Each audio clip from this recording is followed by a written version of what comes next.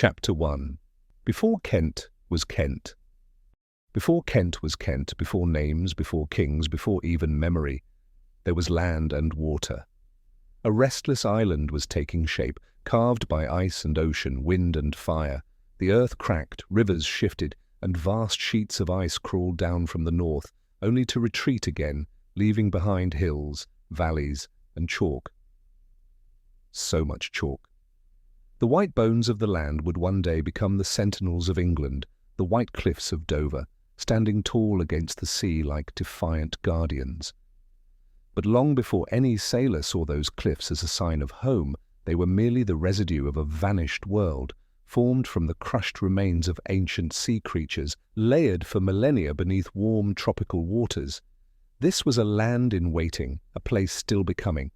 What we now call Kent began as part of a larger story, a piece of a continent fused with the rest of Europe, indistinguishable from the coasts of what are now France and Belgium.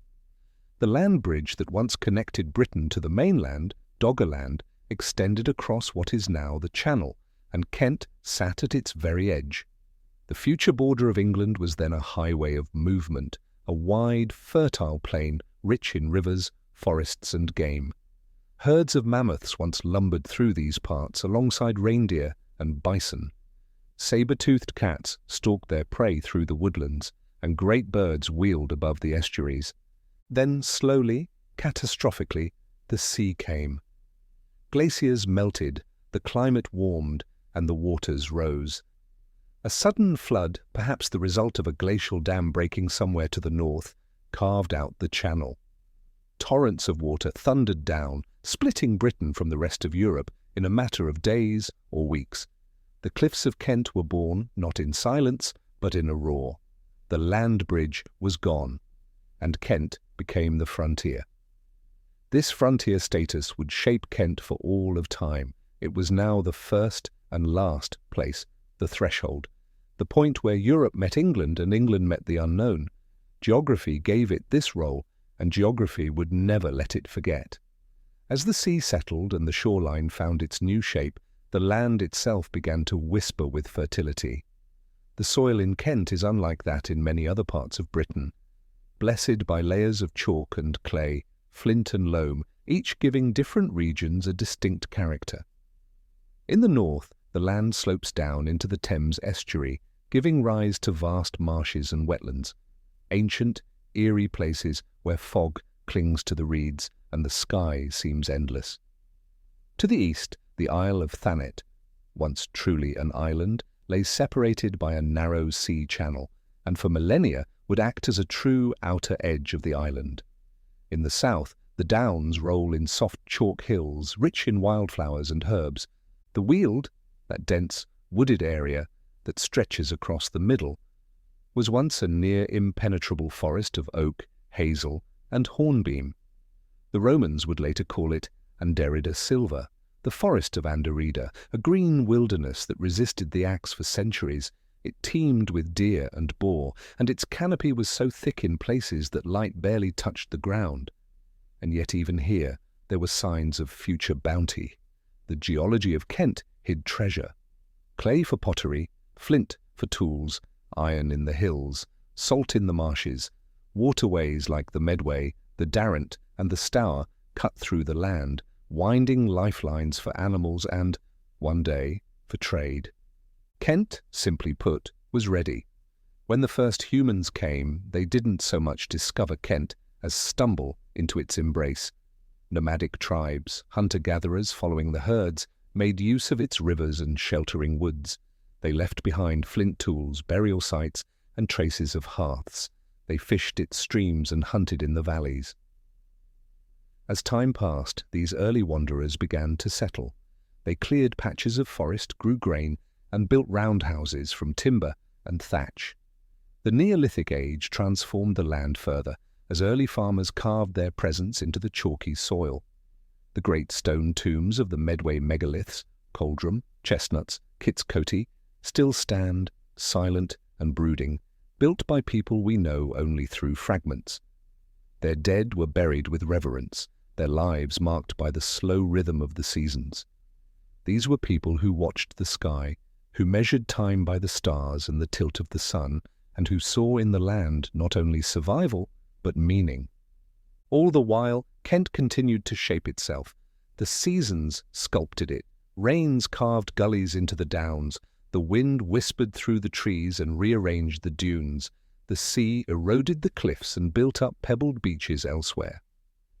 This constant dance between growth and loss would become part of Kent's character, a place defined by its edges, but never entirely tamed by them. Even before history began to be written, Kent was already rehearsing its role. It was already a land of firsts. The first to receive newcomers, the first to see the sun rise over the channel, the first to be both threatened and blessed by its position. Its fertility would feed armies, its cliffs would witness invasions, its ports would launch trade and war alike. But all that was still to come. For now, in this chapter, before chapters, Kent was simply a land becoming itself, a place where geography laid the foundation for everything that would follow: the battles and the bishops, the castles and the cathedrals, the rebels and the rulers. In the beginning, there were no kings or crowns. There were only stones, wind, salt, and soil. But already Kent was more than a corner of Britain. It was a canvas of possibility, the Garden of England, not by name yet, but by nature. And as the first people walked its hills and fished its streams, they could not have known what this land would become. But the land already knew. It was waiting for tribes and legions, for saints and settlers, for warships and pilgrims, for fire, iron, and empire. Waiting for history to begin. Chapter 2. Prehistoric Kent. The land was ready and people came. They came not with armies or flags, but with seeds and stones, flint and fire. Across the channel, from the continent now lost to the sea, they brought with them something new, the knowledge of how to grow food, how to raise animals, how to shape the land, not just to survive, but to settle.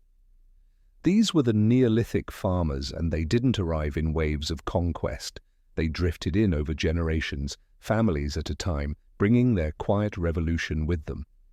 They didn't conquer Kent, they transformed it.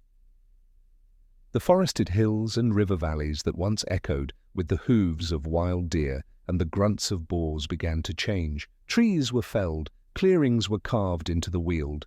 Simple tools chipped from flint were now used not only for hunting, but for shaping timber, for cutting grass, for carving troughs and bowls.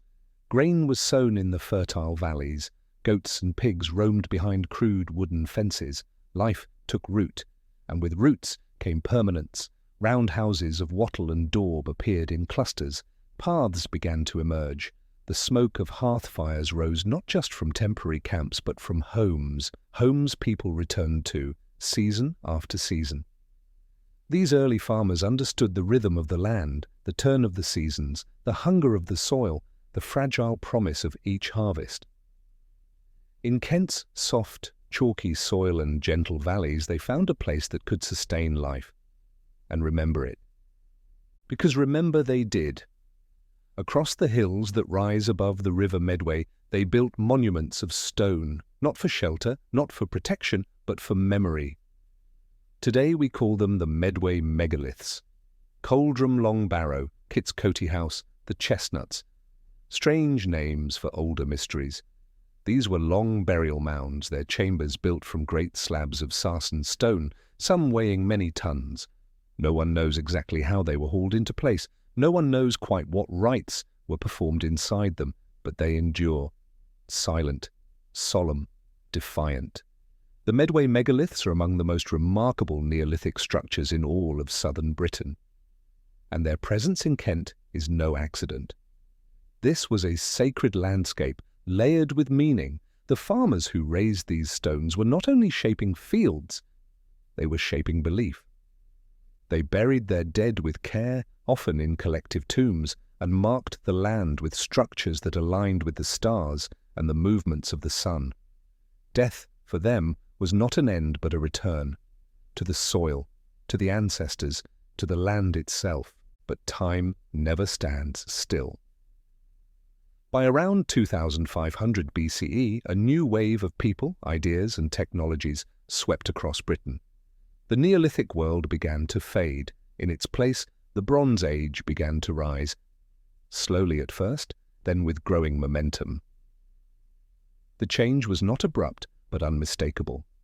Metal entered the story. Bronze, in an alloy of copper and tin, brought sharper tools, stronger weapons, and a new kind of power. The flint blades and stone axes of old were gradually replaced by gleaming knives, chisels, and spearheads. Burial practices changed too. The long barrows were replaced by round barrows, often for individual burials, with grave goods that included metalwork, jewelry, and finely made pottery.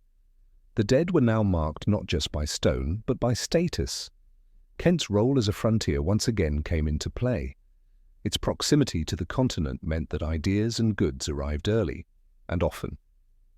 Bronze weapons, ornaments, and trade goods passed through the county along ancient paths that predated written language. Amber from the Baltic, gold from Ireland, tin from Cornwall, all found their way across the land, passing through Kent's river valleys and down to its harbours. The people of Bronze Age Kent left fewer stone monuments than their Neolithic ancestors, but their mark was no less lasting. They lived in larger settlements, raised livestock on a scale never before seen, and cultivated the land with greater intensity. Fields were organized, fences and boundaries appeared. Society grew more stratified. Some people lived better than others. And for the first time, power began to coalesce around control, of land, of herds, of tools, and of knowledge. Yet even as life became more complex, it remained deeply tied to the land. The rising and setting suns still mattered. The patterns in the stars were still read like a map. And though many of the great stone tombs of the Neolithic had fallen into ruin, they remained a presence. Visible on the hills, reminders of an age when death was communal and the ancestors walked close to the living. Kent, in this time, was not a backwater. It was a hub, a place of trade, of ritual, of quiet innovation. Its rivers were lifelines, its hills lookouts, its coastline a door that could be opened from both sides. And as the Bronze Age matured, this door would open wider than ever before. By the end of the Bronze Age, around 800 BCE, new tensions had begun to emerge. Climate change brought colder, wetter weather. Some areas of Kent were abandoned or restructured. Fortified hilltops began to be favoured again. The seeds of conflict were quietly planted in the soil. Still the land endured, the chalk hills rolled on, the rivers flowed. The ancient stones stood silent, watching. And though the Bronze Age would eventually give way to the iron, though warriors would rise where farmers once sowed grain, the memory of this time, of spears and stones, of ploughed fields and sacred tombs, would not vanish. The people who lived in prehistoric Kent did not write down their stories. They left no books, no letters, no laws. But they left something older, a landscape transformed, a memory carved in earth and stone. And as we step forward into the age of tribes and conquest, of iron blades and tribal kings, we carry with us this inheritance, the first footprints of those who made Kent more than a wilderness. They were the ones who built from the land, not just homes and fields, but meaning. They turned soil into memory and memory into place. And in doing so, they laid the first foundations of a county that would come to define the border between Britain and the world. The stones still stand and they still whisper. Chapter 3. The Iron Age. Tribes. The stones of the Neolithic were beginning to weather, the polished bronze dulled with time, but Kent was not fading, it was sharpening. A new metal had entered the land, dark and strong. Iron, harder than bronze, easier to work, more deadly in battle. And with iron came a new age, one of warriors and tribes, of shifting power and looming threats. It was an age of fortresses, built on hilltops and alliances sealed with blood. The Iron Age had arrived, and Kent would once again find itself at the heart of it all. By around 800 BCE, the Bronze Age way of life was giving way to something more restless. The climate had grown wetter, pushing people from the lowlands and marshes toward higher ground. Forests were cleared more aggressively, fields spread wider, and on the summits of ridges and hills, across the downs and near river crossings, the people of Kent began building something new: hill forts. They weren't castles, but they weren't simple enclosures either. Surrounded by earthworks, ditches, and timber palisades, these forts offered both refuge and symbolism. They told the world and rival tribes who held sway over the land. Places like Oldbury Hill and Bigbury Camp rose from the earth as statements of strength. In times of peace, they might have served as trading hubs or centers of ritual. In times of war, when war was never far, they became sanctuaries for entire communities, packed with families, livestock, warriors, and hope. Inside these settlements, life was hard but vibrant. The people of Kent lived in roundhouses still, but larger, with sturdier walls and thatched roofs weathering the wind. They raised cattle and pigs, grew barley and wheat, spun wool, and fashioned pottery decorated with intricate designs. They traded far and wide: amber from the Baltic, wine from Gaul, even rare goods from as far as Spain made their way through Kent. It was a land of exchange, of movement, of tension, a land waiting for something to change. And then somewhere in the centuries before Rome cast its shadow across the sea, the tribes began to take names: the Cantiaci. It is from them that Kent takes its name. They were a Celtic tribe, one of many across the British Isles, but in Kent they were the power. Their name, perhaps meaning the people of the border or the ridge dwellers, reflected their position, both geographically and politically. They controlled the southeastern corner of Britain, the closest point to the continent. They watched the sun rise over the Channel and knew that what lay across the waters could bring trade or war. The Cantiaci were no strangers to either. They were a proud people, skilled in ironwork and warfare. Their chieftains rode chariots into battle, lightweight wooden platforms pulled by agile horses thundering across open fields and scattering infantry like autumn leaves. Their warriors were fierce and proud, their hair lime-washed into wild shapes, their bodies marked with paints and tattoos. They were not savages, they were strategists. Their society was structured with kings and nobles, druids and craftsmen, farmers and fighters. The land was divided, ruled, defended. They built coinage, stamped gold and silver, marked with symbols of power. They minted identity. They left behind weapons, jewelry, and fortifications. And in their hill forts and sacred groves, they carried out the rituals of their world, offerings to the gods, the turning of the seasons, the slow rhythm of the land. But across the sea, another rhythm was building, a new force: Rome. At first, it must have seemed distant. A rumor of conquests in Gaul, a name passed along trade routes with wine and salt. But then came the first ripple. In 55 BCE, the sea churned, and the horizon darkened with sails. Julius Caesar had arrived. The Cantiacis saw them before anyone else. The first Roman landing took place on their shores, perhaps at Deal or warmer. The legions met fierce resistance. The British warriors, including those of the Cantiaci, charged down to the beach in chariots, hurling spears, shouting defiance. Caesar's landing was brief. He returned to Gaul, but the warning had sounded. A year later, in 54 BCE, he came again, this time better prepared, with more ships and more soldiers. This time he penetrated inland. The tribes, still fractured, could not hold. Kings were captured, hostages taken, treaties forced. Caesar didn't stay, but his mark was left, not in conquest, but in calculation. He saw Kent for what it was, the gateway to Britain. For the Cantiaci, the decades that followed were a time of reckoning. They knew the Romans would return, and they knew the island's survival would depend on alliances, strength, and luck. Power shifted between tribal leaders. Some tried diplomacy, others defiance. One such leader, a man named Dubnovelanus, ruled part of Kent in the years leading up to the full invasion. His coins still survive, decorated, ambitious, silent witnesses to a world on the brink of change. In 43 CE, the storm broke. The Romans returned, not as raiders, but as conquerors. The full might of the Roman Empire descended upon Britain, and once again, Kent was first to feel the weight of the eagle's shadow. The Cantiaci fought, but they could not stop what was coming. Their hill forts fell. Their warriors died. Their kings bowed. And yet they endured. Kent would soon become a Roman province. Roads would be built over ancient paths. Temples would rise where groves once stood. Latin would echo where Celtic had sung. But the Cantiaci would not vanish. They would adapt, persist, survive.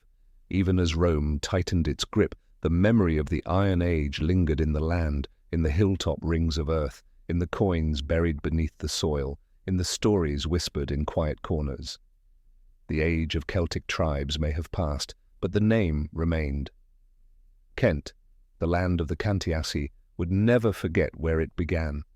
And as Roman banners rose over the downs, a new chapter was beginning. The invaders had come, not by accident, but by design. The coming storm had broken, and the winds of empire now swept across the land. But even empires must bend to the land they claim, and Kent, old, proud, and restless, would never be an easy prize. Chapter 4. Rome comes to Kent. The winds of change blew cold and precise, and when the eagle finally spread its wings over Britain, Kent stood at the centre of it all. The land that had once been the frontier of a lost continent, the home of the Cantiaci, and the edge of every storm, now became the first stone laid in the Roman conquest of Britannia. The channel that separated Britain from Gaul no longer seemed so wide. It had become a road, and Kent its terminus. When Julius Caesar's ships appeared off the coast in 55 BCE, it was less an invasion than a test. The Roman Republic was flexing its muscle, probing the edges of its world. Caesar's initial landing met fierce resistance. The Cantiaci and their neighbours were not passive hosts. Warriors hurled spears from the beaches, chariots thundered across the flats, and the Romans, unfamiliar with the terrain, struggled to gain a foothold. Caesar withdrew after a few weeks, bruised but wiser. The next year he returned, stronger and better prepared. With more legions and a tighter grip on Gaul, Caesar pushed further inland, seeking tribute, not territory. He struck deals with local kings, demanded hostages, and left with knowledge rather than conquest. And yet the message was clear: Rome was watching, Rome would return. Nearly a century passed before that return came in force. In 43 CE, under Emperor Claudius, the invasion began in earnest. 4 legions, along with thousands of auxiliary troops, landed in southeast Britain. Kent, once again, was the first to feel the tremor of empire. Though the Cantiaci resisted, the Romans were relentless. The weight of the legions, the discipline of their formations, the sheer machinery of conquest, all of it proved too much. The hill forts fell one by one. The local kings, battered by years of uncertainty, surrendered or were replaced, and Kent became Roman. But Rome did not simply conquer, it reorganized, it built. The soldiers brought more than swords. They brought surveyors, masons, engineers, and administrators. Roads were drawn like veins across the countryside, connecting forts, towns, and ports. Watling Street still followed in part by modern roads cut through Kent, linking the coastal towns to Londinium and beyond. It was straight, purposeful, and unyielding, like Rome itself. At the crossing of the river Stour, a Roman town began to rise. Duravernum Cantiacorum, today known as Canterbury, became the administrative and cultural heart of Roman Kent. Built on the site of a former Cantiaci settlement, it grew quickly. Stone replaced timber, streets were laid in grids. A forum and basilica marked the centre, temples rose to Roman gods, and bathhouses steamed with the scent of imported oils and whispers in Latin. Duravernum was more than a garrison town. It was a meeting point of peoples, languages, and customs. Roman veterans settled there, given land as reward for service. Native Britons adopted Roman dress, attended Roman banquets, learned Latin, and took Roman names. But under the tunics and mosaics they remained what they were, shaped by the land, the memory of tribes, and the old gods. Romanization was not a conquest of identity, it was a negotiation. Elsewhere in Kent, other towns and forts flourished. Richborough, or Rutupiae as the Romans called it, stood as a symbol of Rome's arrival. A massive arch once towered there, visible for miles, a statement carved in stone. This is where the empire begins. Further along the coast, Dover, Dubris, became a crucial naval base. The Romans built lighthouses, some of which still partially stand, to guide ships safely to port. The channel was no longer a barrier, it was a highway. Inland, villas sprang up across the countryside. Built by Romanized Britons or retiring soldiers, these were not mere farmhouses. They were estates adorned with hypocauste heating systems, tiled floors, frescoes, and private bathhouses. Many sat near old tribal lands, now claimed and mapped anew. Agriculture intensified. Orchards, vineyards, and grain fields spread across the fertile plains. Kent's natural abundance, known since before the Neolithic, now served the machinery of Rome. But Roman life was not just structure and stone, it was also ritual and rhythm. The people of Roman Kent celebrated Saturnalia in December and made offerings to Mercury for safe travel. Shrines dotted the roads. The old gods of the Britons did not disappear. In many cases they merged with their Roman counterparts. Sulis became Minerva, Nodens became Mars. The sacred groves, though trimmed back, still whispered beneath the new temples. There were tensions. The Romans taxed heavily. They demanded obedience. There were revolts. The most famous, led by Boudicca in the east, though Kent did not rise in full rebellion. Still, resentment simmered under the marble facade. The legions were always close. And yet, for nearly 400 years, this system held. Kent, once tribal and fractured, became stable and prosperous. Markets bustled, coins were minted and spent, children grew up never knowing another world. Latin was spoken in courts and on milestones. Roman law governed disputes. Duravernum thrived, its population swelling with trade and the hum of empire. But nothing lasts forever. By the late 3rd and 4th centuries, cracks began to show. The legions were stretched thin. Raids from across the sea, by Saxons and Franks, grew more frequent. The Romans built new fortifications along the coast, the so-called Saxon shore forts designed to repel seaborne invaders. Richborough was refortified, Lympne and Dover braced for attack.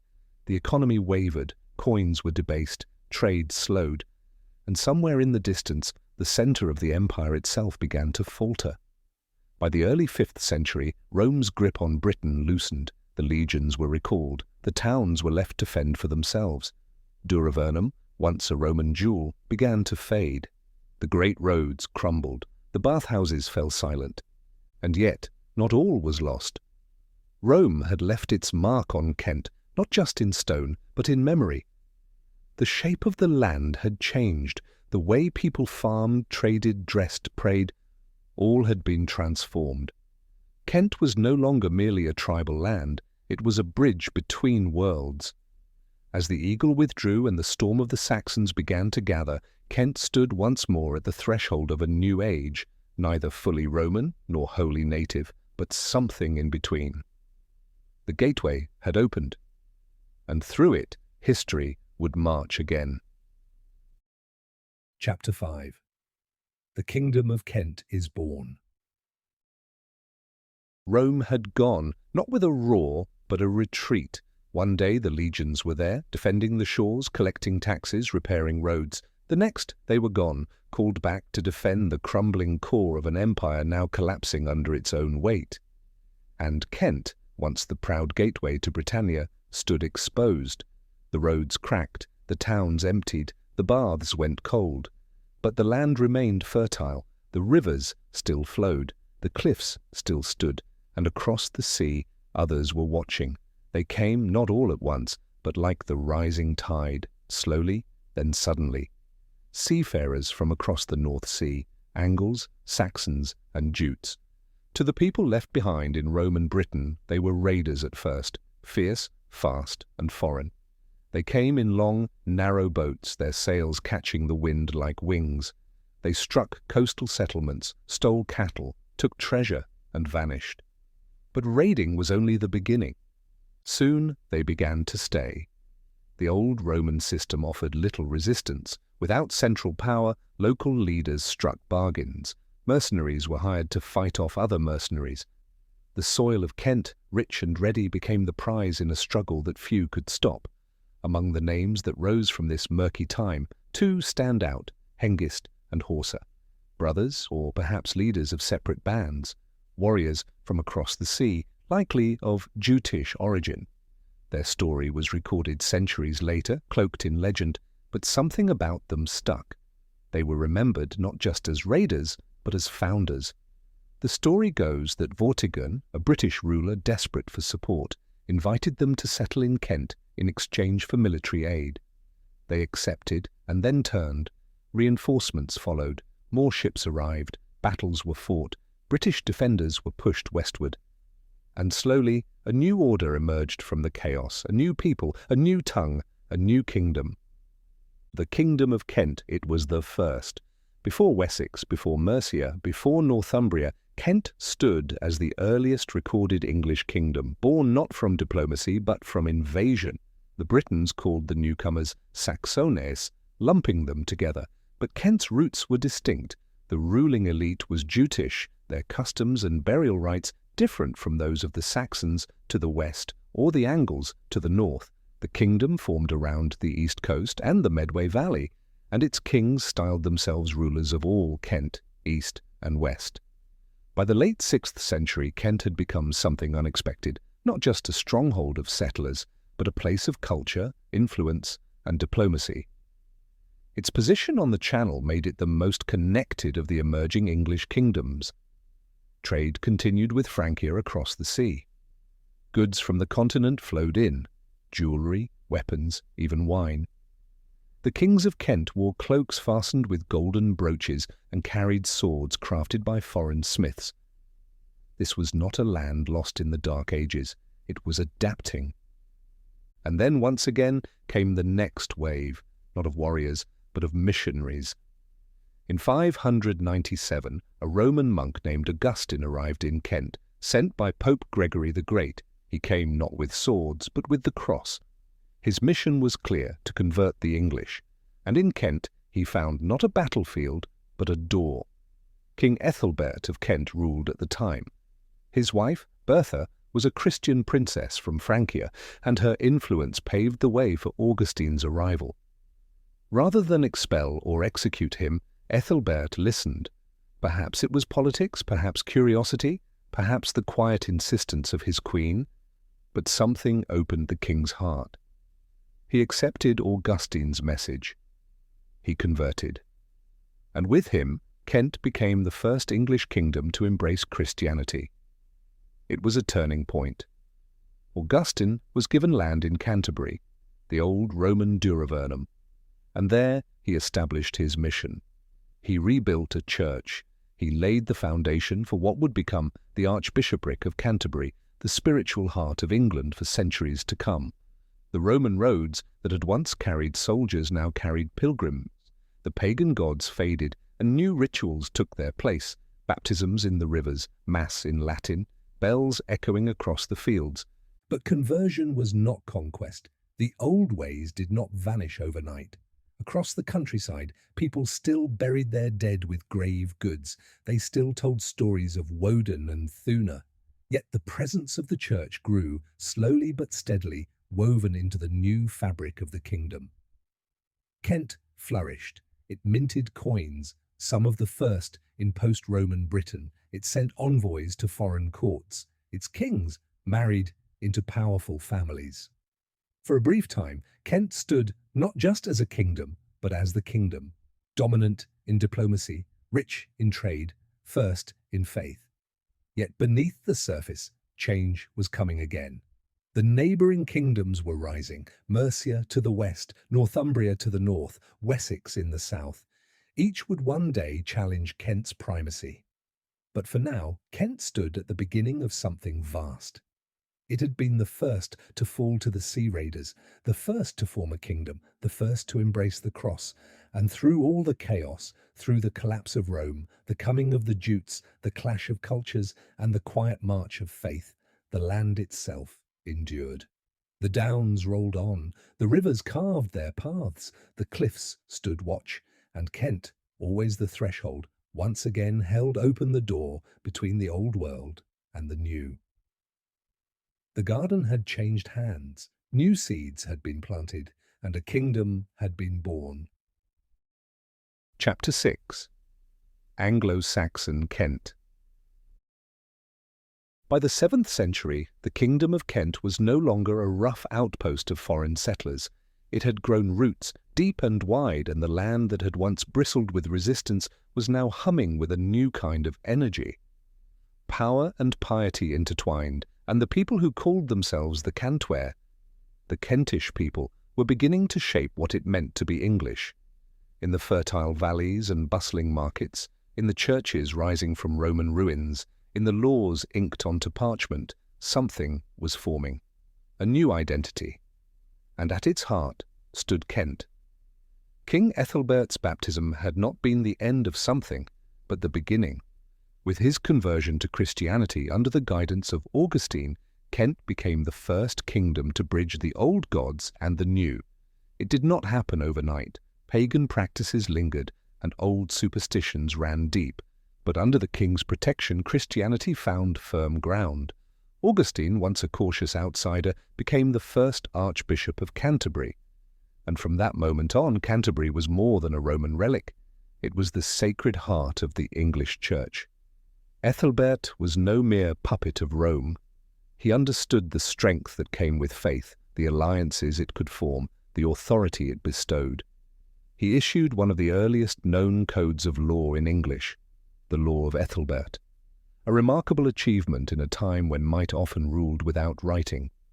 These laws, drafted in the vernacular rather than Latin, were rooted in Christian ethics, but written for a warrior society. They dealt with fines and compensation, honor and injury, justice and community, and in doing so they laid the first legal stones of an English state. When Ethelbert died around 616, the kingdom trembled. His son, Eadbald, still pagan, rejected the new religion and sent Augustine's successor fleeing. But the Christian flame had been lit too deeply to be extinguished. Bertha, Ethelbert's queen, held the line. So did a handful of monks and scribes, stubbornly copying gospels and holding mass in the shadows. Within a few years, Eadbald relented, converted, and restored the church's place at court. Canterbury continued to grow, churches multiplied, monasteries were founded, not only places of prayer, but centres of learning, literacy and preservation. The scribes in Kent were among the first in post-Roman Britain to write in both Latin and the evolving English tongue. They copied religious texts, recorded genealogies, and preserved poetry and prayer. Parchment by parchment, they stitched together the fragments of a new culture. And through this work, Kent became not just a political leader, but a spiritual and intellectual beacon. Royal power, too, reached its zenith. Under kings like Eorsenbert and Ecgbert, Kent maintained its prestige. The kingdom held sway over London, minted coins that travelled across the Channel, and hosted envoys from Francia. Its queens often came from royal houses in Europe, bringing with them books, relics, and knowledge. The royal court, once a warrior's hall, now echoed with the sound of psalms and the rustle of vellum. In 669, a turning point arrived. A new archbishop, Theodore of Tarsus, was appointed by Rome and sent to Canterbury. He was no Kentish noble or local monk, but a Greek scholar in his 60s, and yet under his leadership the English Church blossomed. Theodore organized dioceses, trained clergy, unified doctrine, and established schools.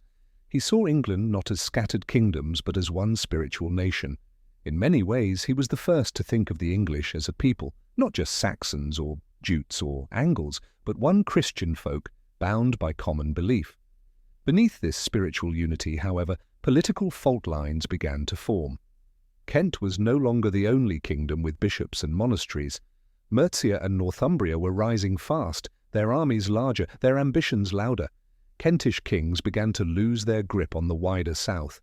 The balance of power shifted. London fell under Mercian control. Trade routes were taxed, royal influence waned. And yet, even as Kent's political star dimmed, its spiritual light continued to burn. Saints emerged from its soil. Ethelbert himself was remembered as a sainted king. His daughter, Ethelburga, would found a monastery in Lyminga and spread Christianity to the north. The twin saints Eadburh and Eanswyth led holy communities in Folkestone and Thanet. They were women of influence, spiritual leaders in an age where the cloister sometimes rivaled the crown. Their prayers shaped the land as surely as their fathers' laws once did. Monasteries like St. Augustine's Abbey in Canterbury became hives of culture and preservation. Pilgrims came not only to pray but to learn, to trade, to witness the relics of the saints and the grandeur of the sacred. Books were produced, including the earliest English translations of parts of the Bible. Art flourished in illuminated manuscripts and intricate metalwork, and Kent remained, despite its shrinking borders, a crossroads of language and liturgy, of royalty and religion. Even in times of war, even when rival kings pressed from every direction, Kent's role as guardian of the sacred endured. The archbishops of Canterbury held a unique position. Not kings, but kingmakers. They advised rulers, settled disputes, and anointed the chosen. They reminded the warrior lords that beneath the sword lay the word. But the world was shifting again. The 8th century saw the slow tightening of Mercian dominance. Kent became a client kingdom, its rulers answering to stronger overlords. Yet its monasteries were left untouched, its church respected. Its role, while quieter, was no less vital. In many ways, the soul of England still passed through Canterbury. By the close of the Anglo-Saxon period, Kent had transformed from a battleground of pagan warbands into the spiritual cradle of the English nation. It had taught the other kingdoms how to rule with law, how to worship with unity, how to write and remember. Its kings had faded into history, but its scribes had preserved that history for those who would come after. Kent had once been the first to fall, the first to rise, the first to believe. And though louder kingdoms would soon dominate the chronicles, the roots of English identity, its faith, its law, its written word, were planted here, in the crossroads of power and piety, where the garden met the gospel, and a people began to call themselves English. Chapter 7. Vikings at the Gates. The monks in Canterbury still lit their candles, the scribes still copied psalms on vellum, the prayers rose, the bells rang, and the sacred rhythm of Kentish life carried on as it had for generations. But across the sea, sails were rising, dragon-prowed ships gliding over grey waves, silent as smoke and just as destructive. A new threat was coming, unlike any Kent had faced before. Not Romans with their laws, nor Saxons with their farms, but something fiercer, stranger. The Vikings had found Britain, and Kent was once again the first to bleed. The first recorded Viking attack in England came in 793, when Lindisfarne was struck in the north. But it didn't take long for the Norsemen to turn their gaze south. Kent, with its soft coastline, rich abbeys, and strategic ports, was an irresistible target. The old Roman harbours still functioned, the monasteries were full of gold and manuscripts, and the land, always fertile, promised easy plunder. It was only a matter of time.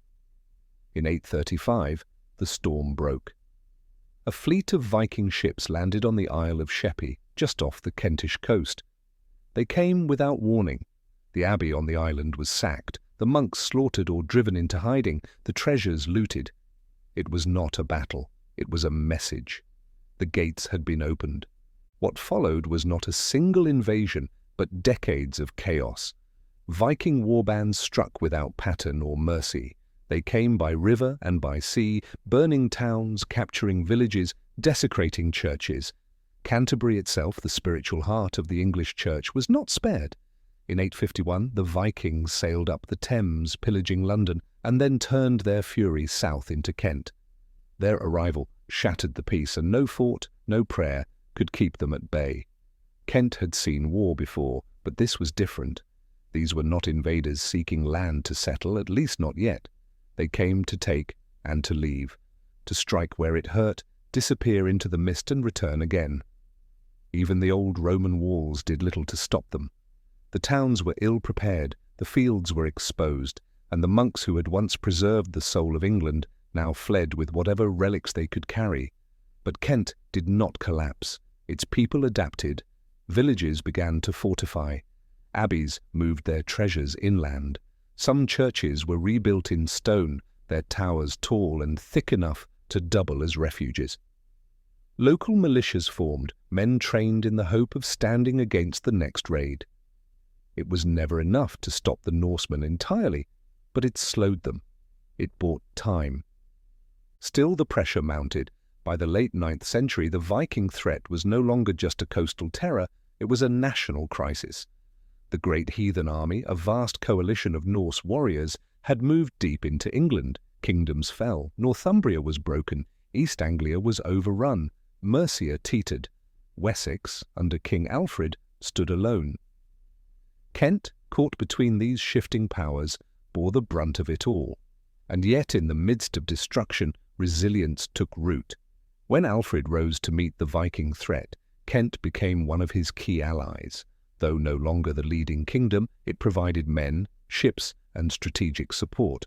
Alfred's network of fortified burhs, defensible towns, was extended into Kent. The county became a front line, yes, but also a shield. Roads were repaired, walls reinforced, churches consecrated once more. But victory came not only by sword, it came through silver. The Vikings wanted more than blood, they wanted wealth. And so began the age of Danegeld, the tax paid to keep the Norsemen at bay. Kent, like many parts of England, found itself caught in the grim rhythm of negotiation, pay or burn, submit or suffer. It was an agonizing choice, and not every king chose wisely. Some years peace was bought, other years the gold ran dry and fire followed. Still the system worked, after a fashion. Viking leaders, enriched by tribute, began to look upon Kent not just as prey, but as property. Some settled, land was claimed, families were raised, the invaders became neighbours. Towns like Rochester and Canterbury saw new names, new customs, new trades. It was no longer clear who was Saxon and who was Dane. And even in this uneasy coexistence, the church endured. Canterbury, though twice attacked, refused to fall. The archbishops rallied, rebuilding what had been lost. New churches rose on old Roman foundations. Manuscripts, hidden during the worst raids, returned to the abbeys. The monastic schools began teaching again. Even the stories of the Norsemen, their gods, their sagas, were sometimes copied down, not in reverence, but in curiosity. The enemy had become a subject of study. By the turn of the 10th century, the Viking world was changing. Raiding gave way to settlement. The Danelaw emerged in the north and east, where Norse rule was formalized. Kent, on the southern edge of it, remained contested but unbroken. The people had suffered, yes, but they had survived, and more than that, they had endured with memory intact. The scars of the Viking age marked Kent's landscape and its psyche. Church towers were thickened, coastlines patrolled, laws were rewritten, sometimes incorporating Norse customs. But the heart of Kent remained Kentish. Its language evolved, its loyalties shifted, but its identity held. And when in time the Norsemen themselves converted to Christianity, when Danish kings ruled not as outsiders, but as claimants to an English throne, Kent stood ready to face the next chapter, not as victim, but as survivor. The Vikings had come. They had burned, taken, demanded, and in some cases stayed. But they had not broken the land. From the ashes of monasteries and the blackened frames of homes, Kent had risen again, bruised, yes, but wiser, hardened, alert. The gates had been battered but never fallen. And as the 10th century dawned, and a new England began to take shape under unified rule, Kent would once again find itself not just watching history unfold, but helping to shape it. With sword, with scripture, with stubborn resilience. Chapter 8. Norman rule. The smoke from the last Viking ships had barely cleared the horizon when a new shadow fell across the channel. Sharper, more organized, and far more permanent. In 1066, the armies of William, Duke of Normandy, landed on the south coast of England, and once again Kent was the front door. This time, however, there would be no retreat. The conquest was swift, brutal, and absolute. And Kent, as the closest county to the continent, would be the first to feel the weight of Norman rule. William knew what Kent represented. It was not just a fertile county, rich with farmland and trade. It was the gateway to England and the key to keeping it. If Kent resisted, others might rise. If Kent submitted, the rest would follow. And so William moved quickly, stamping his authority on the land with an unmistakable signature, a stone. The Normans were master builders, and their language of power was architecture. In the years following the conquest, castles began to rise across England like iron teeth, and in Kent they came first and fiercest. The most formidable was Dover Castle. Perched high above the white cliffs guarding the shortest sea crossing to France, Dover became more than a fortress. It became a statement. Its great keep, added later under Henry II, would dominate the skyline for centuries. But even in William's time, the Motte and Bailey structure sent a clear message. This land belongs to the king. Not far to the north, at a strategic crossing of the River Medway, Rochester Castle was begun. Its location was no accident. Rochester guarded the road from London to the coast, a vital artery in William's new kingdom. The castle, eventually boasting one of the tallest keeps in England, was a masterpiece of military architecture. It was also a symbol of feudal control. From its high towers, the new lords of Kent could look down not only on the river and the road, but on the people now sworn to serve them. For the Normans did not simply conquer the land, they reordered it. Feudalism, a system rooted in loyalty, landholding, and rigid hierarchy, now reached into every Kentish village. Saxon thanes who had once ruled estates found themselves dispossessed, their lands granted to Norman barons with strange names and foreign tongues. Great estates were carved up, redistributed among William's most loyal followers. Castles served not just as military posts, but as administrative centres. From within their walls, taxes were levied, justice dispensed, and resistance quashed. The Domesday Book, compiled in 1086, tells the tale with chilling precision. Kent, like the rest of England, was surveyed down to the last pig. Every field, every mill, every church was recorded, who owned it before the conquest and who held it now. In entry after entry, Anglo-Saxon names are replaced by Norman ones. What had once been a society of local lords and kin-based loyalties was now a machine of royal control. But power was not held by the sword alone, it also flowed through the church. And here too the Normans acted swiftly. In Canterbury, the seat of English Christianity, the transformation was profound. Archbishop Stigand, seen as a symbol of Saxon corruption, was deposed. In his place, William appointed Lanfranc, an Italian-born scholar and reformer. Lanfranc wasted no time.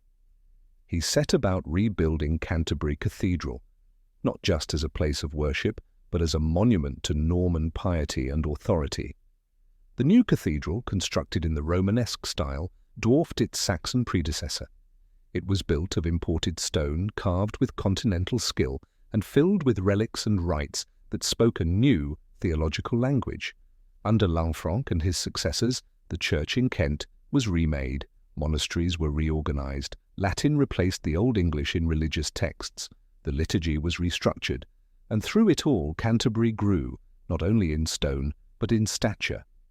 It became the heart of the English church once again, now beating in time with Rome and the continent, not the older rhythms of native tradition. Yet not all was quiet submission. Kent, proud and strategic, found ways to negotiate its place in the new order. In the years after the conquest, it retained certain local privileges not granted elsewhere. One of the most notable was the custom of gavelkind, a system of inheritance where land was divided among all sons, not passed solely to the eldest. While much of England conformed to Norman primogeniture, Kent clung to its older ways and the crown allowed it. Perhaps it was easier to keep Kent peaceful by concession than by force. Still, resistance flared from time to time. In 1088, during the rebellion against William Rufus, Rochester Castle was held by rebels and besieged by the king. The siege was brutal, and when the castle fell, the message was renewed. Loyalty was not optional. Kent may have survived the conquest with its identity intact, but it could never again act as if it ruled itself. And yet, beneath the heavy hand of feudalism, the land endured. The fields were still sown, markets still bustled in Canterbury, Maidstone and Sandwich. Pilgrims came to the shrine of St. Augustine. Fishermen still cast their nets along the coast. Kent did not vanish beneath the Norman tide, it adapted. In time, the Normans themselves became English. Their descendants would speak the language, marry into the old families, and fight for causes that had nothing to do with Normandy.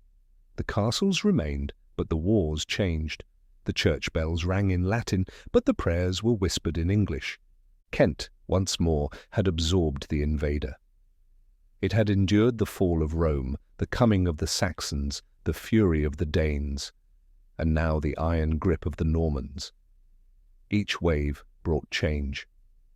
Each one reshaped the land.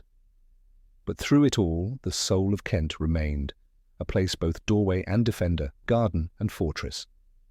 As the 12th century dawned and England began to find its rhythm again under Norman kings, Kent stood both as witness and participant. Its castles rose against the sky, its cathedrals called the faithful, and beneath the stone the old roads still ran, and the old people still worked the old soil. The conquerors had come, but the story of Kent was far from over. Chapter 9. Medieval Kent. By the dawn of the 13th century, Kent had become something both ancient and modern, a land shaped by conquest, but pulsing with its own rhythm. The castles still stood, the cathedrals soared higher, and the roads bustled with life. But beneath the surface of feudal order and religious devotion, a slow tension was building. This was an age of great faith and deep frustration. And Kent, with its history of resistance and its place at the crossroads of England, would find itself once again caught between obedience and rebellion. The centuries after the Norman conquest saw Kent solidify its reputation as one of the kingdom's most important counties. Its strategic location near the continent meant that kings paid close attention to its ports and towns. Dover became known as the key to England, not just for its castle, but for its role in trade, diplomacy, and defence.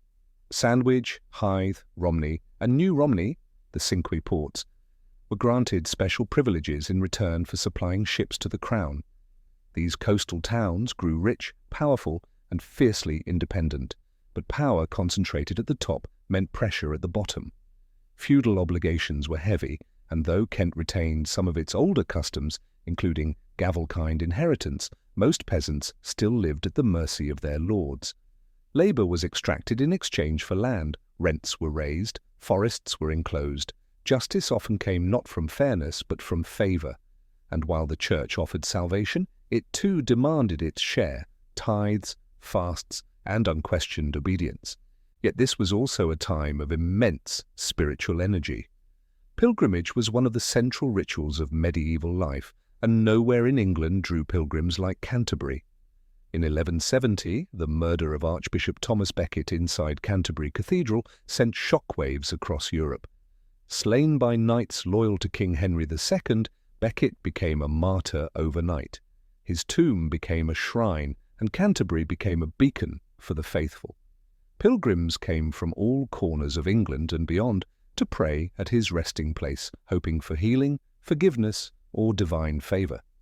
These journeys transformed Kent's roads into arteries of devotion. Inns, taverns, and chapels sprang up along the routes. Stories travelled with the travellers, tales of miracles, saints, and sins.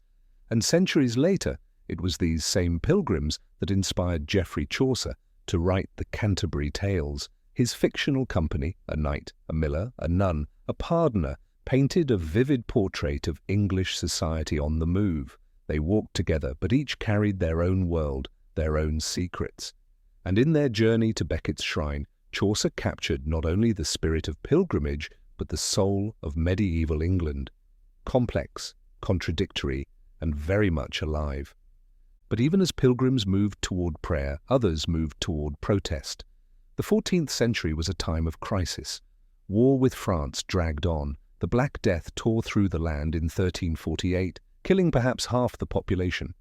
Entire villages vanished. Labourers, once many, became few, and therefore more valuable. But the lords, unwilling to lose their grip, imposed wage limits, bound men to their manors, and tried to turn back the tide of change.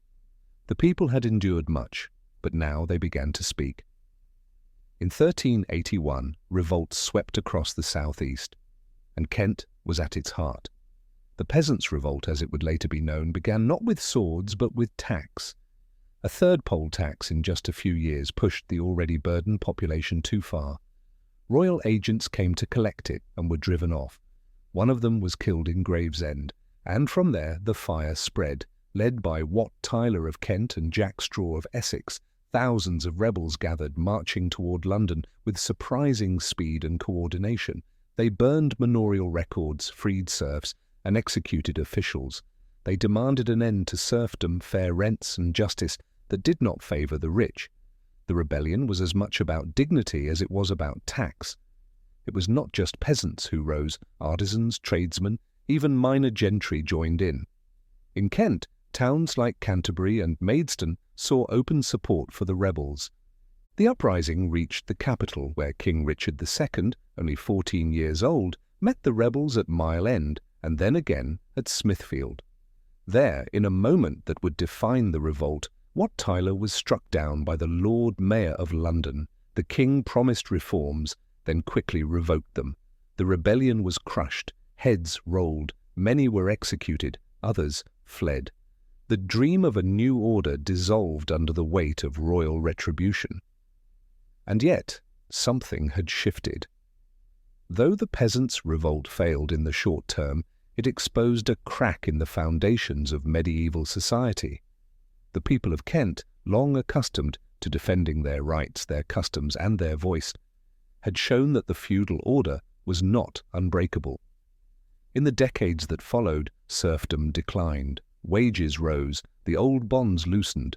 Lords realized they had to negotiate with the very people they once commanded, and through it all, Kent remained a land of paradox. It was the seat of archbishops and the home of rebels. It welcomed pilgrims while hosting uprisings. Its cathedrals echoed with Latin hymns, while its fields stirred with the murmurs of discontent.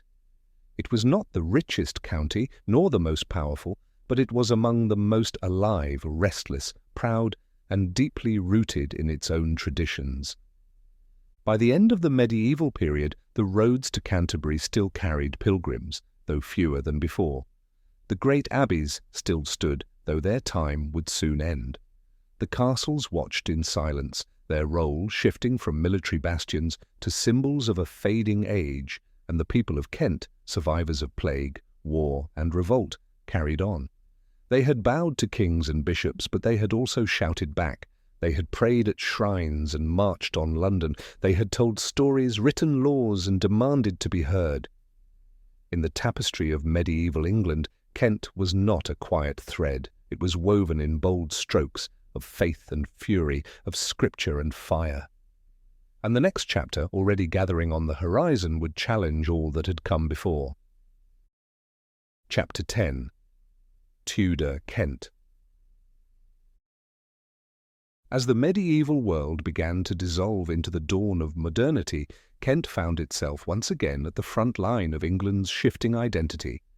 The 15th century had ended in blood and ambition, with the Wars of the Roses tearing noble houses apart. But out of that chaos, a new dynasty emerged, the Tudors, and under their reign, Kent's ancient role as England's eastern gate became more important than ever. When Henry VIII took the throne in 1509, Kent was already an old land with long memories. The castles of Dover and Rochester still stood, their Norman stones weathered but solid. Canterbury continued to draw pilgrims, though the light of Thomas Becket's shrine was beginning to dim under the glare of royal authority. But beneath the familiar landscape, something had begun to stir. A revolution not of peasants, but of power. Henry was a king who sought control over his court, his church, and his country's future. And nowhere did that control express itself more physically than in the building of stone. Though the great medieval castles had once served as symbols of conquest, Henry would use them as walls against the outside world. The threat no longer came from Viking raiders or rebellious barons. Now it was France and Spain, rising Catholic powers with navies strong enough to challenge England's sovereignty. And so the king looked eastward to the shoreline of Kent. Between 1539 and 1540, Henry commissioned a series of new coastal defences known as the Device Forts. These were not the towering keeps of old, but squat, gun-filled strongholds designed for cannon fire and musket resistance. Among the most impressive was Deal Castle, a low, circular fortress that hugged the coastline with curved walls and a deadly symmetry. Nearby, Sandown and Walmer castles were built in rapid succession, forming a chain of defence across the narrow channel corridor. The castles were designed to repel invaders, but they also stood as declarations that England would defend itself and that the king's will reached every inch of its shore. Kent, already seasoned by centuries of war, adapted quickly. The ports of Dover and Sandwich bristled with activity. Troops were trained, watchtowers were manned, coastal villages prepared for what many believed was an inevitable French invasion. The English Reformation had alienated much of Catholic Europe, and Kent, lying just 20 miles from Calais, stood as the likely point of attack. But the danger was not just military, it was personal. In 1539, as part of a diplomatic manoeuvre to form a Protestant alliance against Catholic aggression, Henry VIII agreed to marry Anne of Cleves, a German noblewoman from the Duchy of Cleves, strategically placed near the Low Countries. Anne arrived in England through the port of Deal, setting foot on Kentish soil for the first time in early 1540. Her journey inland toward London was carefully staged, but it was during a fateful meeting in Rochester that everything began to unravel. Henry, eager to surprise his bride, rode ahead in disguise and greeted her unexpectedly. Anne, unrecognizing and unamused, failed to respond with the flattery the king expected. Offended by her appearance and manner, Henry declared her unattractive and nothing so fair as she had been reported. Though the marriage proceeded for political necessity, it was never consummated. Within 6 months, it was annulled. Anne, for her part, accepted the outcome with quiet dignity, was given a generous settlement, and lived out her life as the king's beloved sister, often residing in Kentish properties like Hever Castle. The story became a legend, one of Henry's 6 wives and the shortest marriage. But behind the farce lay something more telling. Kent was the setting of royal drama, a place where dynastic politics, personal ambition, and international diplomacy collided. And while the king's marital affairs played out in palaces and castles, the people of Kent lived in a kingdom undergoing transformation. The Reformation was no distant rumour. It tore through the county with real consequences. The great monasteries, centuries-old centres of prayer, learning and local charity, were dissolved under Henry's orders. Monks were expelled, libraries were looted, buildings were sold or dismantled for stone. Canterbury's famous shrine to Thomas Becket, once the most venerated in England, was destroyed. Pilgrimages, once central to the region's identity, were banned. The image of Kent as the spiritual heart of England was rewritten by royal decree. Yet even as the church was stripped of its power, new life emerged. Grammar schools were founded. Printing presses spread ideas faster than bishops could ban them. The people, once passive recipients of sermons, became readers, thinkers, and eventually critics. In towns like Maidstone and Faversham, the pulse of a more literate and engaged population began to beat. But the Tudor period was not just spiritual upheaval, it was also an age of violence and suspicion. The coastal defences built to face foreign threats were mirrored by internal ones. The rebellion known as the Pilgrimage of Grace in the north never reached Kent, but it served as a warning. Loyalty to the king was now a matter of survival. Speaking the wrong words, even in a tavern, could bring arrest. The county's proximity to the capital meant that news and orders travelled fast. And so did fear. Still, life in Kent carried on. The hop fields expanded and agriculture remained strong. Trade with the Low Countries continued despite religious tension. Cloth production flourished, and the markets of Canterbury, Rochester, and Tunbridge buzzed with goods and gossip. The seas that brought threat also brought opportunity, and the people of Kent, long used to adaptation, adjusted once more. By the end of Henry's reign, the landscape of Kent had been permanently altered. The castles of Deal and Warmer stood as reminders of a new, canon-dominated world. The ruins of dissolved monasteries whispered of lost prayers. The ports, fortified and watchful, faced the continent with suspicion. And yet the county endured, shaped by royal will but never fully tamed. Kent had always stood on the edge of England, of Europe, of history itself. Under the Tudors, that edge sharpened. It became the stage for power plays both personal and political. It was where queens arrived and were dismissed, where the Reformation struck first and hardest, where the sea no longer brought pilgrims and traders alone, but spies and soldiers, rumour and fire. In Tudor Kent, kings built castles and tore down churches, wives came and went, wars loomed like clouds over the channel, and yet through it all the people worked, prayed, and waited for the next tide to rise. Chapter 11. Civil War and Rebellion. By the early 17th century, Kent had long been accustomed to standing at the centre of things. It had witnessed the arrival of Romans, Saxons, Normans, and kings with too many wives. It had endured plagues, invasions, and reformations, but nothing could have prepared it for the chaos that would erupt from within. For this time, the enemy wasn't across the sea. It wasn't the French or the Danes. It was England itself. Brother against brother, Parliament against Crown, Church against conscience, and Kent, as ever, would find itself torn in two. The English Civil War didn't explode all at once. It smouldered. The 1620s and 30s were decades of tension. King Charles I ruled with increasing autocracy, levying taxes without Parliament's consent and favouring a high Anglican style of worship that made many fear a return to Catholicism. Kent, with its strong Protestant traditions and deep ties to the Puritan merchant class, watched with growing unease. The ports of Dover and Sandwich, long open to Dutch Calvinist influences, became hotbeds of whispered dissent. When war finally broke out in 1642, it shattered the country into jagged pieces. Some counties declared for the king, others for Parliament. Most were split down the middle, and Kent was no exception. The gentry of the countryside often leaned royalist, loyal to tradition, to land, to church and king. But the town, especially the ports, leaned the other way. There, merchants, artisans, and Puritan congregations bristled at royal interference. The county, though small, became a pressure cooker of divided loyalties. Canterbury, the spiritual heart of England, was among the first flashpoints.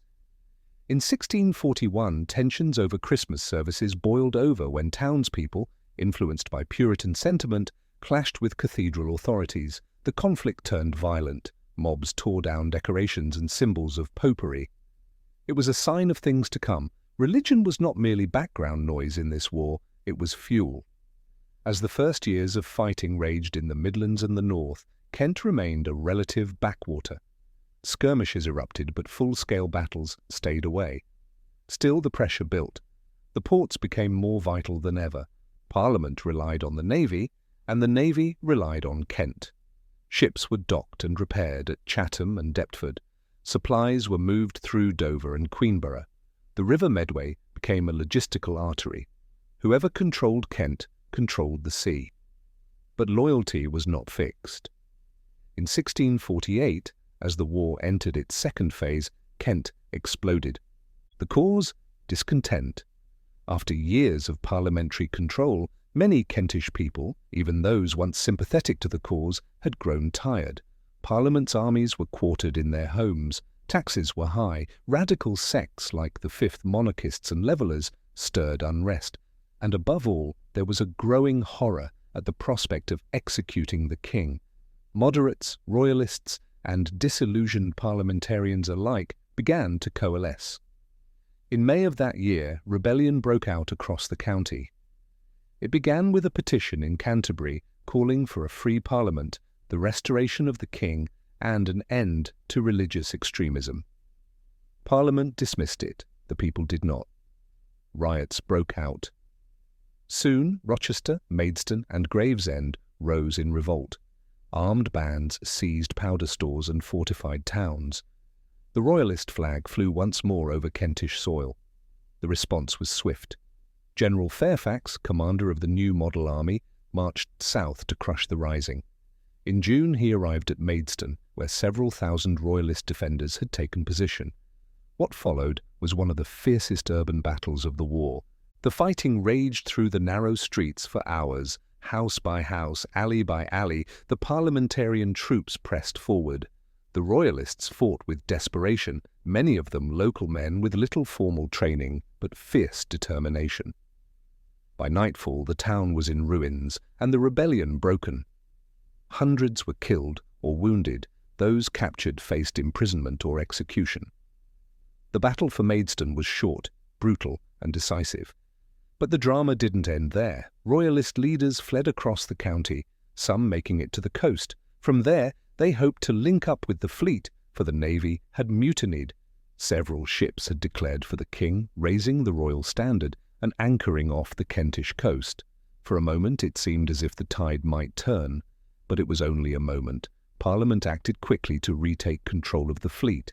Naval officers loyal to the cause were installed. Mutineers were arrested or killed. The royalist hope of using the sea to regain power was dashed, and Kent, bloodied and divided, slipped back into uneasy order. The war ended not long after with the execution of Charles I in January 1649. It was an act that shocked the nation and reverberated through Kent. In Canterbury, the cathedral bells tolled in mourning. In Dover, some cheered. The divide remained. The kingdom was now a republic, a commonwealth without a crown. But if Parliament hoped that would bring peace, they were mistaken. Under Cromwell's protectorate, Kent endured more hardship. The Puritan government imposed strict moral codes, closed theatres, and suppressed Anglican rituals. Churches were stripped of decoration once again. Feasts and festivals were banned. The county's long tradition of lively religion and independence clashed with the sombre severity of the new regime. And yet Kent adapted, as it always had. When Charles II returned in 1660, restored to the throne after Cromwell's death and the collapse of the Republic, Kent rejoiced.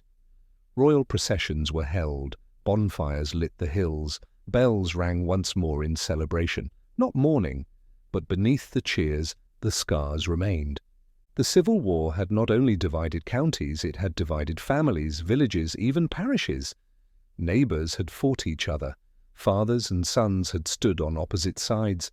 The war left no part of Kent untouched, not in blood, not in memory. What emerged was a quieter county, wiser perhaps, but more cautious. The grand castles of previous centuries were less relevant now. Power was shifting, from kings to parliaments, from feudal lords to city merchants, from armoured knights to pen and press. And Kent, so long the gate through which history marched, had once again stood in the path of change. It had fought not against foreigners this time, but against itself. And somehow it had survived, divided, but never broken. Chapter 12. Georgian Kent. Secret coves and daring coastal raids. The Royal Navy, Chatham Dockyard, and the stirrings of the modern world. The smoke of civil war had long since cleared, and England, now a constitutional monarchy under the Hanoverian kings, entered a new century with a quieter kind of tension. Power was shifting, slowly, steadily, from aristocrats to industrialists, from land to commerce, from tradition to reform. In this age of powdered wigs and Enlightenment ideas, Kent once again found itself at the centre of the current, not with armies marching through its fields, but with ships, secrets, and social change carried on the tide. The 18th century dawned with Kent as both protector and profiteer. Its long, jagged coastline, stretching from the Thames estuary to the Dover cliffs, remained a front line of defence, but also of opportunity. War with France waxed and waned throughout the century, and Kent's proximity to the continent meant that it played a constant role in England's naval strategy. Yet while the government strengthened its hold on ports, harbours and dockyards, the shadows of the county's coastline told another story. Smuggling. To walk along the beaches of Kent during the Georgian period was to walk a blurred line between law and lawlessness. The government had placed high taxes on goods like tea, tobacco, brandy, and silk, luxuries that only the wealthy could afford through legal means. For everyone else, there were other ways. Smugglers brought contraband in from France by night, landing in quiet inlets, creeks, and coves. The Romney Marshes, the Isle of Thanet, Deal, and Folkestone all became key points in this underground trade. The operations were bold. Armed gangs, sometimes hundreds strong, carried barrels inland under cover of darkness. Locals turned a blind eye or opened their doors. Villages profited. Even clergymen and magistrates were rumoured to take a cut.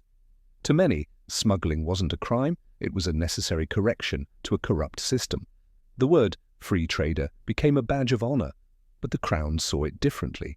The revenue lost to smuggling was vast, and the challenge to royal authority was intolerable. So came the crackdown. Customs officers were armed, coastguards reinforced, and military patrols increased. Battles erupted on beaches and cliffs. Shots were fired. Men died. The most infamous smuggling gangs, like the Hawkhurst gang, grew violent and unrestrained, their legends spreading faster than the law could follow. The tension between Crown and Cove defined much of Kent's coastal life. But while the smugglers danced in the shadows, the Royal Navy stood proudly in the light, and nowhere was its presence felt more deeply than at Chatham Dockyard.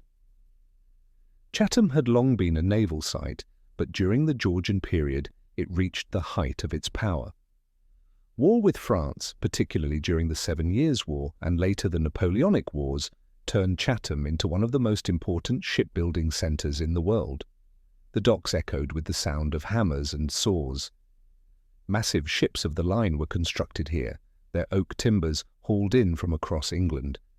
The dockyard became a city within a city, employing thousands of shipwrights, sailmakers, rope spinners, and labourers. The scale was staggering. Dry docks, mast ponds, timber yards, and slipways stretched for miles along the River Medway. Royal visits became regular, and the surrounding towns of Rochester and Gillingham grew with the demand for housing, services, and supplies. Chatham was not just a workplace, it was a world. It reflected the industrial might of Britain even before the Industrial Revolution had fully taken hold. The ships that sailed from Kent's waters carried more than cannon and crew. They carried empire. British vessels enforced trade routes, conquered colonies, and guarded the island nation from its rivals. Men from Kent served aboard them, some by choice, others by press gang. The Navy's reach was long and its grip often ruthless. Yet it gave rise to new opportunities too. Naval pensions, stable employment, and new forms of discipline created a working class that was increasingly skilled and aware. And this awareness brought change. The Georgian era was not all smugglers and seamen, it was also a time of ideas. Education, science, and politics were slowly transforming the lives of ordinary people. Kent's market towns became forums of discussion and dissent. Coffee houses buzzed with talk of liberty, progress, and reform. Newspapers reached even the smallest hamlets. Books, once a luxury, became more accessible, and the church, while still powerful, now shared moral authority with new voices, from philosophers to pamphleteers. Social structures, too, began to shift. The great landed estates of Kent still dominated the countryside, their owners riding high on inheritance and influence. But new wealth was rising. Merchants from the Medway towns, shipbuilders from Chatham, millers from the Darrant Valley, all began to challenge the old hierarchy. This was a county where a man could now rise, not through birth, but through business. The seeds of the middle class were being sown. Even agriculture, long the bedrock of Kentish life, began to change. The enclosure of common lands restructured rural society. The introduction of new farming techniques, crop rotation, selective breeding and improved tools increased yields. Hops and fruit orchards flourished. Kent's title as the Garden of England became more than poetic, it was economic. Produce from Kent filled the markets of London. Canals and turnpikes made transport faster. A world that had once moved at the pace of hooves now creaked into modern motion. But these changes were not always welcome. The enclosure movement displaced the poor. Naval impressment left families fatherless. Industrialization, though still in its infancy, hinted at a world where machines might replace men. For every success story in Georgian Kent, there was another of hardship and uncertainty. The old certainties, faith, loyalty, land, were being questioned. And yet, through it all, Kent endured. It changed, yes, but it remained recognizably itself. The cliffs still watched the sea, the cathedrals still rang with ancient song, the orchards still blossomed in spring. Smugglers faded, but stories remained. The Royal Navy modernized, but Chatham's cranes still reached into the sky. And in the towns and fields, on the docks and in the drawing rooms, the people of Kent moved forward, sometimes reluctantly, often bravely, into a world they were helping to shape. Georgian Kent was a land of contradictions. It was traditional and modern, loyal and rebellious, shadowed by secrecy, yet lit by reason. It stood at the edge of an empire and the dawn of an age. And as the 19th century approached, Kent, once again, stood at the threshold, not just of Europe, but of the future. Chapter 13. Victorian Kent. The 19th century came rushing in on rails and smoke, carried not by armies or ships this time, but by steam. Queen Victoria ascended the throne in 1837, and with her began an era of such rapid transformation that even Kent, ancient, coastal and proud, had no choice but to reinvent itself. The county that had once defended the kingdom with castles and dockyards now became a playground for city dwellers, a canvas for reformers, and a muse for writers. The Victorian age reshaped Kent not through conquest or revolution, but through speed, leisure, and a restless hunger for improvement. The most immediate agent of change was the railway. In the early decades of the century, Kent was still a patchwork of market towns and quiet villages, with travel determined by muddy roads and the rhythm of hooves. But all that changed in 1830 when the railway age began to stretch its iron fingers across England. By the 1840s, lines connected London to Canterbury, Rochester, Tunbridge, and the coast. Suddenly, a journey that had once taken days took hours. Kent was no longer a distant rural corner. It was a commuter's dream, a seaside escape, a market now just a train ticket away. And with the train came the crowds. Nowhere did the impact of steam hit harder or faster than in the coastal towns.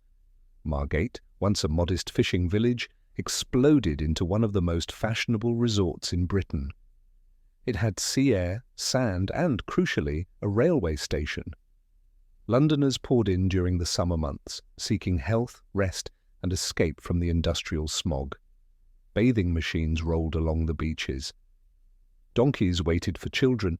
Tea rooms and boarding houses sprouted along the promenades. Margate was transformed, its pier rebuilt, its hotels expanded, its identity remade. Nearby towns followed suit. Ramsgate, Broadstairs, Herne Bay, each found its niche in the new leisure economy.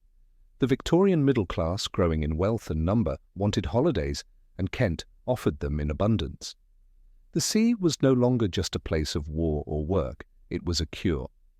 Doctors prescribed salt air and cold water. Seaside towns responded with bandstands, promenades, and elegant terraces designed for strolling, socializing, and showing off. Yet amid the leisure and elegance, another Kent was emerging, grittier, busier, and more complicated. The naval town of Chatham, still home to the great dockyard, was booming. War with France had faded, but Britain's empire was growing. and the navy remained vital. Shipbuilding continued apace. Steam-powered vessels replaced wooden ships of the line. Iron and rivets took the place of oak and rope. The dockyard echoed with hammering and shouted orders. It employed thousands, men, boys, even women, many of whom lived in cramped and dirty conditions. Social reformers took notice. The Victorian conscience, stirred by the horrors of urban poverty and industrial exploitation, turned its attention toward Kent's working towns. Maidstone, Gravesend, and Dover all grew rapidly, and with that growth came slums, disease, and unrest. The poor still worked long hours for low wages. Children were sent into factories and mines. Sanitation was rudimentary. Epidemics of cholera and typhoid swept through the county more than once. In response, reform began to take root. Philanthropic societies opened schools, workhouses were rebuilt under stricter regulations, and clean water schemes were introduced. The 1848 Public Health Act began to have real impact. Kent, like the rest of the country, struggled to balance compassion with control. Punishment and welfare walked hand in hand, and yet there were victories. More children in school, more mothers surviving childbirth, more voices calling for change. Among those voices was a man who knew Kent well, Charles Dickens. Though born in Portsmouth, Dickens had deep ties to Kent. He spent much of his childhood in Chatham, and in later life he returned to the county again and again. In 1856 he bought Gad's Hill Place in Higham, a red brick house overlooking the Rochester Road. From there he wrote some of his most iconic works. The landscape of Kent, its towns, marshes and inns, runs like a quiet thread through his novels. Rochester becomes the backdrop for the Pickwick Papers and Great Expectations. The bleak marshes of the Medway estuary loom over the opening scenes of Pip's childhood. But Dickens didn't just use Kent as scenery. He used it as contrast. In the beauty of the countryside, he set the cruelty of society. In the innocence of children, he framed the failures of the law. He walked the roads of Kent thinking deeply about class, justice, and what it meant to be English in a world of rapid change. And that world was changing fast. Agriculture, long the backbone of Kentish life, was evolving. Mechanization, though slower in Kent than in the industrial north, began to take hold. Threshing machines replaced manual labor. Scientific farming practices improved yields. The Garden of England became even more productive. Fruit, hops and grain were grown in ever greater quantities. But progress had its cost.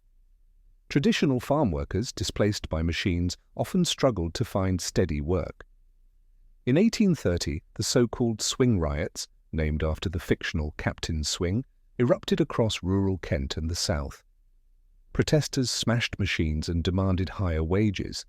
The response was swift: arrests, deportations, even executions. Still, reform slowly followed.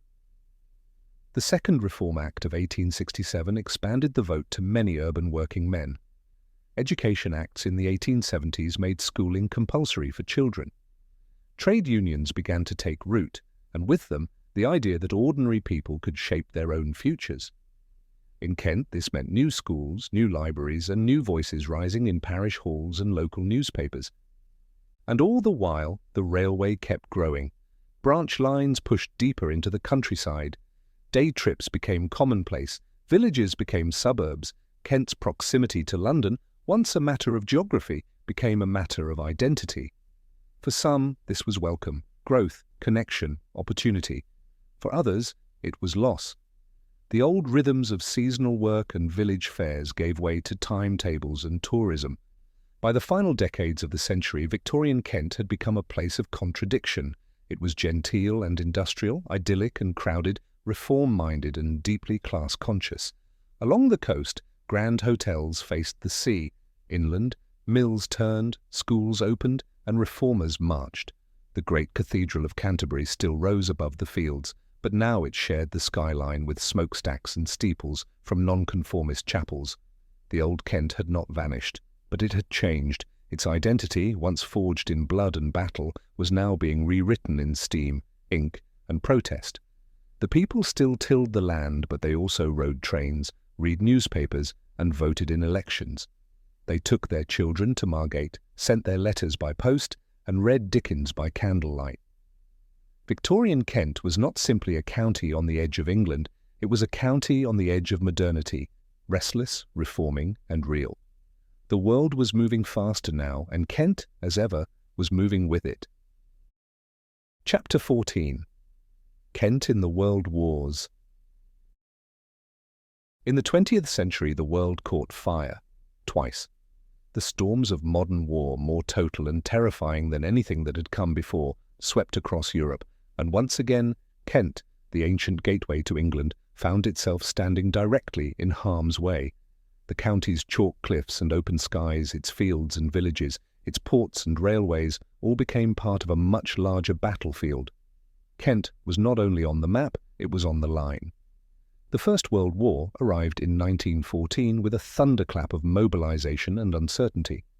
Though the Western Front would grind on in the fields of France and Belgium, Kent's role was anything but passive. Dover, already a crucial naval port, became a fortified bastion. Its harbour bristled with warships, submarines, and convoys. Coastal batteries were strengthened. Soldiers passed through by the tens of thousands, bound for Flanders, Ypres, and the Somme. Folkestone, once a genteel resort town, became a key embarkation point. Its elegant hotels were turned into military hospitals. Wounded men returned through its stations and streets, many broken in body and spirit. Residents welcomed Belgian refugees, helped organize local defense, and watched the Channel nervously. For the first time in history, war wasn't just something that happened over there. Zeppelins appeared in the sky. Bombs fell on coastal towns. The home front had moved closer to the front line. Yet it was the Second World War that would truly transform Kent into a crucible of fire and endurance. When Germany invaded Poland in 1939 and Britain once again declared war, few counties were as vulnerable or as vital as Kent. Hitler knew it, Churchill knew it, and so did the people who lived there.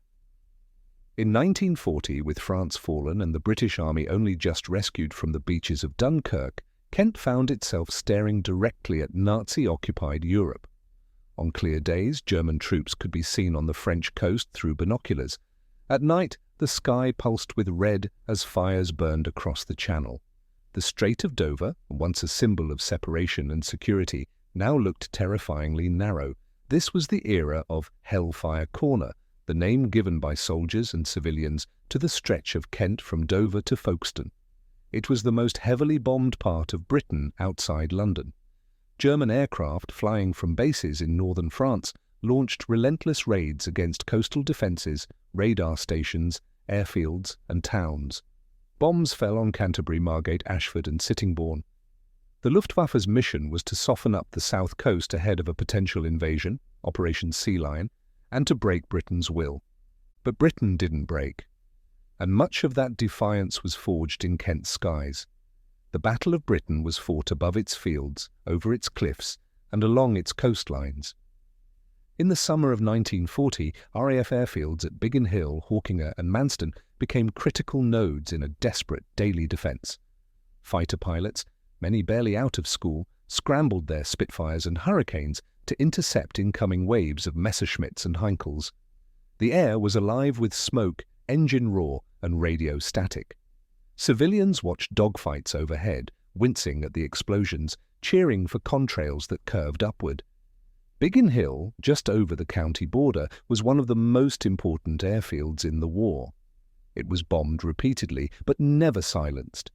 RAF pilots slept in tents, ate quickly, and took off within minutes of alarms sounding. Many never returned. Their sacrifice was immense, and their presence left a permanent mark on Kentish soil. Meanwhile, on the ground, ordinary people endured extraordinary conditions. Bomb shelters were dug in gardens and parks, windows were taped, gas masks were issued, children carried identity tags. The entire county was darkened at night to avoid detection. In coastal villages, barbed wire stretched across beaches. Tank traps were installed. Roads were rigged with demolition charges in case of invasion. Evacuation became part of daily life. Thousands of children from London and the coastal towns were moved inland. to Maidstone, to Canterbury, to the villages of the Weald. Families took in strangers, classrooms expanded, and children learned to live with uncertainty. For many, it was the first time they'd seen the countryside. For others, it was a terrifying separation. The fear of German boots on Kentish ground was very real, and preparations for resistance ran deep. Secret observation posts were established. Auxiliary units, local men trained in sabotage, were formed and equipped, ready to go underground if the Nazis landed. These men, sworn to secrecy, would have fought a guerrilla war in the hedgerows and lanes of their own villages. Thankfully, the order never came. Instead, Kent became the staging ground for something far larger, the liberation of Europe. From 1943 onwards, the fields of Kent began to fill with American troops, Canadian divisions, tanks, and endless supplies. Roads were widened, bridges reinforced, training exercises roared across the countryside, local pubs filled with unfamiliar accents. The quiet pastures became a waiting room for invasion. Then, in June 1944, Operation Overlord, the D-Day landings, began. Many of the ships that carried the Allied forces across the Channel launched from Kentish ports. Dover and Folkestone were crowded with vessels. In the weeks that followed, wounded soldiers returned through Kent's hospitals, and supply convoys rolled toward the coast. The county once more became a great hinge between Britain and Europe, not for conquest, but for liberation. The war did not end Kent's suffering. V-1 flying bombs, the so-called doodlebugs, began falling in 1944.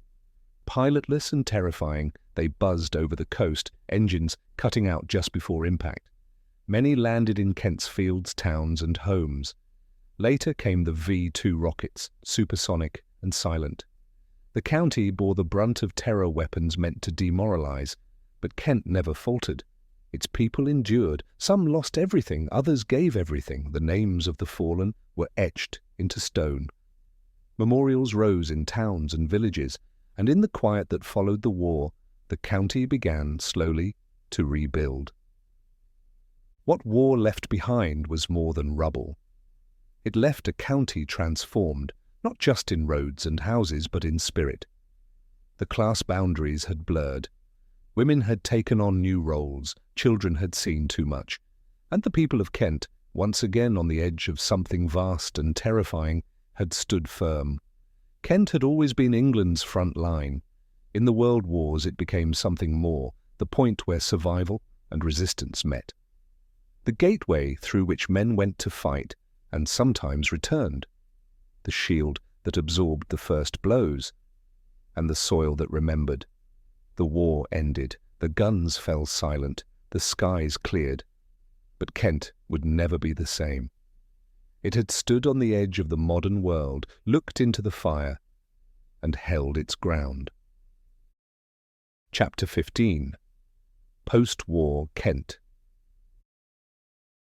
When the Second World War ended in 1945, Kent exhaled, slowly, cautiously, and with the weight of exhaustion. The skies that had once roared with Spitfires and screamed with falling bombs were quiet again. But the silence brought little comfort at first. Fields were cratered, homes reduced to rubble, ports damaged, and churches scarred. Dover and Folkestone had suffered direct bombardment, and Canterbury, bombed in the Baedeker raids of 1942, stood with its historic heart gutted. But if Kent knew one thing, it was how to begin again. Rebuilding was not simply a matter of bricks and mortar. The war had torn open the very fabric of life, class divisions, gender roles, rural isolation. And as peace settled over the county, so too did a sense that things must change. The world had moved forward, and Kent had no choice but to follow. The coming decades would see the county transformed more profoundly than at any point since the arrival of the railway. What had long been a landscape of farms, market towns, and coastal outposts would become something new, suburban, mobile, diverse, and modern. One of the first priorities was housing. Thousands of homes had been destroyed or damaged during the Blitz and the later V-weapon bombardments. Temporary prefab houses sprung up in parks, playing fields, and bomb sites, intended to last only a few years. Some would stand for decades. New estates rose at the edges of towns with gardens and indoor toilets, small luxuries that mark the aspirations of the new welfare age. In the countryside, bombed villages rebuilt slowly, sometimes with the help of German prisoners of war still held in the UK. The scars of conflict took time to heal, but the need for shelter could not wait. It wasn't only old homes that were being replaced, entire new communities were being planned. The 1946 New Towns Act allowed for the creation of towns to alleviate the pressure on overcrowded London. Kent, close to the capital yet still rural, became a prime location. In the 1950s, the village of Swanley expanded rapidly. Then came Ebbsfleet and later, most notably, the development of Ashford. Though an ancient market town, Ashford was reshaped into a new town in the 1960s with ambitious plans for housing, industry and transport. It symbolized the new era, a place defined not by its past, but by its potential. Transport changed everything. The war had proved the strategic importance of roads and logistics, and the post-war government began building a modern motorway network. Kent was again first in line. In 1963, the M2 opened, connecting Strood to Faversham. Then came the M20, threading its way from London to Folkestone, and the M25, the Great Ring Road that would redefine the relationship between the capital and its satellites. Lorries thundered where once carts had creaked. Commutes that had once taken hours by train or coach were now completed in minutes by car. And with mobility came migration. The county that had long sent men to war and sea now welcomed new faces. After 1948, the arrival of the Empire Windrush marked the beginning of significant post-war immigration from the Caribbean, South Asia, and later Africa. Though London absorbed the largest number, many families moved into Kent, drawn by work in hospitals, public transport, and light industry. Sikh communities formed in Gravesend, where the first Gurdwara in Britain had been built in the 19th century. West Indian and Pakistani families settled in towns like Chatham and Gillingham, adding their traditions to Kent's evolving story. The change was not always smooth. The rise of the far right in the 1970s brought tension to some Kentish towns. Racism, housing inequality, and cultural misunderstanding led to conflict and protest. But so too did solidarity. Local churches, schools, and youth organisations worked to bridge divides. Over time, the faces of Kent's high streets began to change. Sari shops next to chip shops, Caribbean takeaways beside kebab vans, Afro-Caribbean hairdressers near country pubs. The county that had once watched the world from its shoreline was now becoming a microcosm of it. Alongside these social shifts, the economy transformed. Traditional industries, shipbuilding, hop farming, paper mills, declined. Chatham Dockyard, after centuries as a pillar of the Royal Navy, closed in 1984. Thousands lost their jobs. In response, Kent turned to new sectors. Retail parks sprang up. Tourism returned to the coastal towns, though not with the elegance of the Victorian era. Industrial estates and call centres replaced farms and factories. Bluewater, one of the largest shopping centres in Europe, opened near Dartford in 1999, signalling a new kind of economy, consumer-driven, fast-paced, car-dependent. Education and culture were not left behind. New schools and colleges opened, while the University of Kent, founded in Canterbury in 1965, offered higher education to a generation whose parents had never finished school. The city, once cloaked in ecclesiastical authority, now hosted students from across the globe. Libraries modernized, local theatres revived. In Rochester, the legacy of Charles Dickens was turned into a point of pride, with festivals and museums celebrating the author who had once walked those very streets with notebook in hand. The changing face of Kent also demanded a new relationship with nature. As urban sprawl expanded, conservationists pushed back. The North Downs and the High Weald were granted protected status as areas of outstanding natural beauty. Footpaths were defended, heritage railways restored, local campaigns fought against motorways cutting through ancient woodland.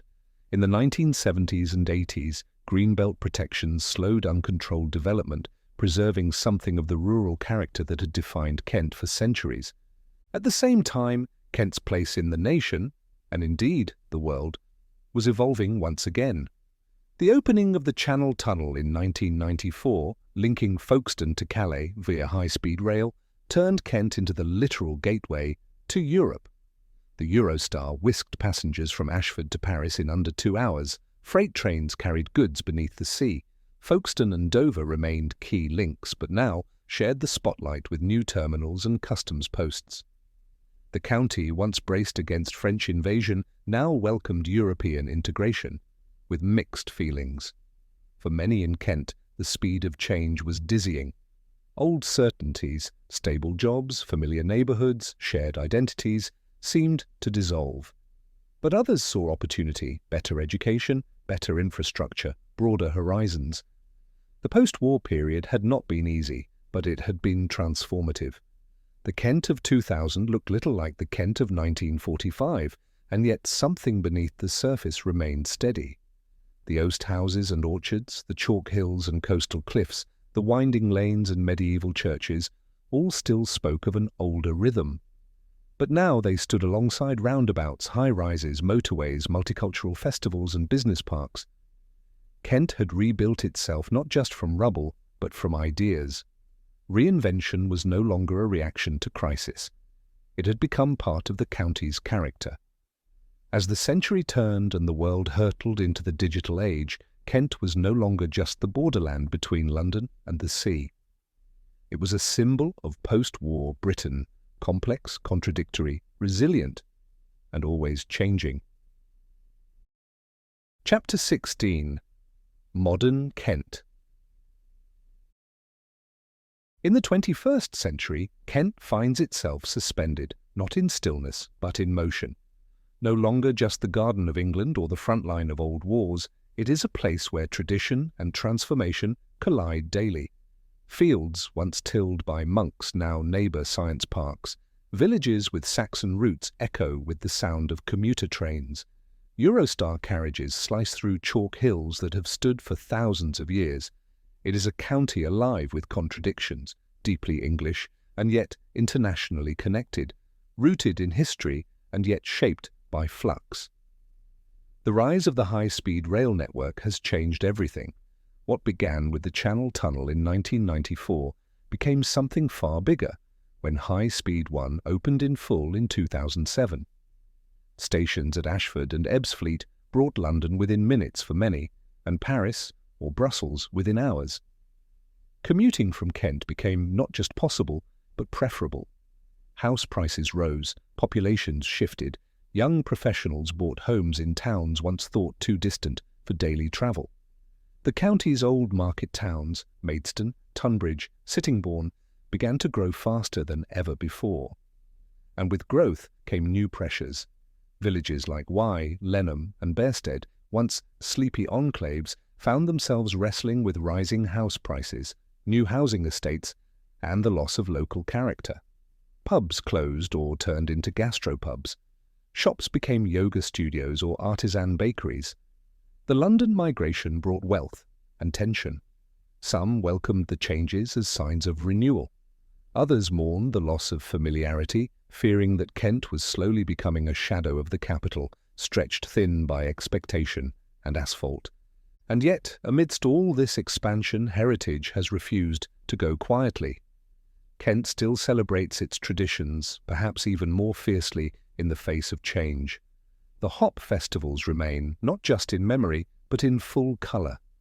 Each year, in places like Paddock Wood and Faversham, locals and visitors alike gather to remember the county's rich brewing past. Morris dancers stomp through high streets, bunting flutters in the breeze, children learn about oast houses and hand-picking. Though machines have replaced most hop pickers and the old hop fields have shrunk, the culture endures. As nostalgia, yes, but also as pride. So too do the county's literary roots. Canterbury still pulses with the ghost of Chaucer's Pilgrims. Rochester holds tightly to the legacy of Charles Dickens, with festivals that draw thousands dressed in top hats and crinolines. Writers and artists continue to be drawn to the Kentish coast, not just for inspiration, but for escape. Towns like Whitstable and Deal have become havens for London's creative class. The sea, the light, the sense of distance, it all appeals. But with that arrival comes transformation. A fisherman's cottage becomes a weekend rental. A cafe becomes a boutique gallery. The economy shifts, but not always in favour of those who've been there longest. Still, Kent's cultural life is not just built on memory, it is present and evolving. Galleries in Margate, such as the Turner Contemporary, bring modern art to the fore. Music festivals, from folk to jazz to electronic, animate fields and piers. The Canterbury Festival blends theatre, classical music and contemporary performance in a city better known for its cathedral than its cabaret. Food markets in Tonbridge and Tunbridge Wells showcase Kent's changing palate. Local cheeses next to Korean street food, apple juice beside craft gin. And while culture has flourished, so too has infrastructure, for better or worse. The port of Dover remains one of the busiest in Europe. Lorries stream through day and night, queuing for ferries and customs checks. The impact of Brexit turned this logistical corridor into a political lightning rod. Customs delays, passport checks and freight bottlenecks transformed villages like Ashford and Folkestone into temporary car parks during crises. Fields were fenced, emergency toilets were installed. The practicalities of being England's door to Europe, long a source of pride, became, at times, a burden. Modern Kent exists in this push and pull. Its location remains both asset and challenge. It welcomes Londoners but resents losing its own. It celebrates its villages yet depends on ever-expanding roads and rail to stay connected. It wants to preserve the past but cannot afford to remain unchanged. The tension is everywhere, in planning meetings, in letters to editors, in conversations at the butcher's counter. And yet resilience remains Kent's defining trait. It has learned to reinvent itself many times, after conquest, after war, after industrial collapse. Now it adapts to a new era of climate concern, remote work, and globalization. Solar farms rise beside Saxon churches. Coastal towns invest in sea defences to combat erosion and rising tides. Agricultural practices shift towards sustainability. There are debates over wind turbines, over green belt boundaries, over what should be preserved and what must evolve. These are not easy questions, but Kent is not a place to shy away from hard decisions. It never has been. The county's schools are among the best in the country. Its hospitals, though stretched, serve a growing and diverse population. Its churches remain central in many communities, even as their congregations age. New languages are spoken on its streets: Polish, Urdu, Romanian, Tamil. Some families have lived in Kent for 10 generations. Others arrived last year. They all share the same sky, sometimes grey, sometimes clear, always watching the edge of the sea. As Kent looks toward the future, it carries with it a long and complicated past. A past of battles and books, of ploughs and plains, of revolution and resistance. Its cliffs still face the continent. Its roads still carry goods and hopes. Its people, old and new, still argue over what it should be. It is a county of contrast, of ancient cathedrals and retail parks, of hop vines and housing estates, of second homes and struggling families. But it is also a county of character. And whatever changes come next, Kent will remain Kent. A place of crossing points, a place of stories, a place on the edge, not of England, but of everything. Chapter 17. What makes Kent Kentish? To ask what makes Kent Kentish is to ask what binds a place across millennia. What survives when empires fall, when fields are paved, when voices change and languages shift? What threads connect the hill forts of the Cantiaci to the council estates of today? What remains when the smoke clears, the pilgrims go home, the commuters depart, and the tide rolls back out? Kent is not easily defined. It is not just chalk and hop fields, not just cathedrals and castles. It is a county of borderlands, and between land and sea, between England and Europe, between tradition and transformation. It is a place that has been first for so many things. First to see invaders arrive, first to be ruled as an English kingdom, first to embrace the Christian cross, first to suffer bombing from the skies, and yet it has never settled, never fossilized. Kent has endured not by standing still, but by adapting again and again, each time reshaping itself while keeping something quietly constant. It began in the soil, a fertile land where Neolithic farmers turned the earth and raised stones for their dead. It passed through iron and fire, with hilltop forts and tribal kings guarding the ridges. Then came the Romans, stamping roads and temples into the landscape, followed by Saxons and Jutes, who sowed the seeds of the kingdom itself. Kent was a place before England was a country. It was speaking its own laws when most of the island still whispered in tribal tongues. Faith shaped it early, but so did defiance. The monks of Canterbury shared the same land as the rebels of Maidstone. Thomas Becket's martyrdom made it sacred, but the peasants' revolt proved it could roar. Its people welcomed pilgrims and turned out for protest. They prayed and marched in the same streets. Kent's identity has never belonged to one class or creed. It has always been layered, complex. The ploughman and the priest, the lord and the labourer, side by side. It has been both the edge and the centre. When castles were needed, they rose on Kentish cliffs. When invasions loomed, they landed on Kentish shores. When trains began to redefine time itself, Kent was laced with tracks. When Britain looked outward, to France, to empire, to war, it looked through Kent. Its ports, its fields, its skies were always part of the national story, often before the nation even knew it. And yet Kent never lost its own voice. Its dialects may have softened, its customs faded, but its sense of distinctiveness remains. It is still the only county where gavel-kind inheritance lingered long after the rest of England let it go. It is still the county of hop-picking songs and chalky footpaths, of marshes that whisper secrets and villages that wear history like a second skin. It is a place where the past is not merely remembered, it is present. In the curve of a medieval street in Sandwich, in the roll of the downs above Wye, in the quiet resilience of a fishing boat in Whitstable, setting out before dawn. Kent has always been a mirror, reflecting England's anxieties, ambitions and contradictions. It has been both the kingdom's armour and its gateway.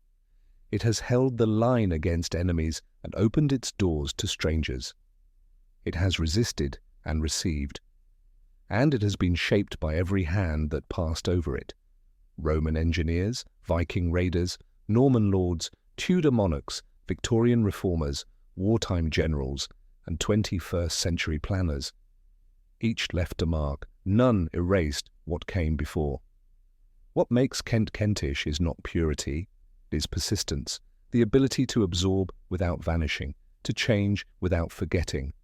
A Kentish town might lose its industry, its pub, even its railway station, but it will not lose its story. And those stories matter. From the ancient bones beneath a Neolithic tomb, to the laughter of hop pickers in the summer sun, to the thunder of Spitfires in skies that once burned with war. Even now, in a world of global networks and shifting identities, Kent remains stubbornly itself. It wears its contradictions proudly. It is at once rural and metropolitan, conservative and progressive, nostalgic and forward-looking.